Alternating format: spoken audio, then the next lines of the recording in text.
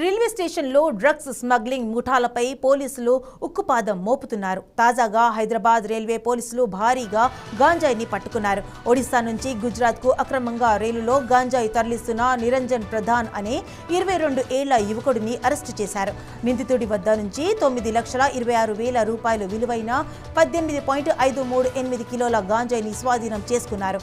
Hyderabad railway station 4వ ప్లాట్ఫామ్పై పోలీసులు తనిఖీలు చేస్తుండగా నిరంజన్ ప్రధాన్ అనుమానాస్పదంగా కనిపించాడు. దీంతో అతని అదుపులోకి తీసుకుని పోలీసులు విచారించారు. అతని సూట్ కేస్ బ్యాగ్ ను తనిఖీ చేయగా 13 ప్యాకెట్లలో గాంజాయి బయటపడింది.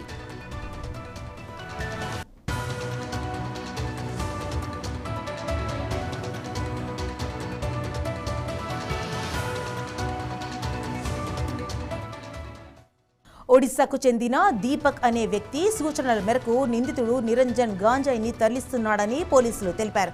దీపక్ తనకు 15,000 రూపాయలు పారితోషికం ఇస్తానని ఆశ పెట్టి గాంజాయిని సూరత్కు చేరవేసేందుకు అప్పగించినట్లు నిరంజన్ విచారణలో వెల్లడించారు. కొనార్క్ ఎక్స్ప్రెస్లో ప్రయాణించాల్సిన దీపక్ పోలీసుల తనిఖీలు చేపట్టడంతో మధ్యలోనే ఫరారయ్యాడు. ముంబై వెళ్లే రైలు కోసం నిరంజన్ హైదరాబాద్ రైల్వే స్టేషన్లో వేచి ఉండగా పోలీసులు అతన్ని పట్టుకున్నారు. ఈ డ్రగ్స్ ముఠాకు ప్రధాన సూత్రధారి ఎవరనే విషయంపై పోలీసులు దర్యాప్తు చేస్తున్నారు.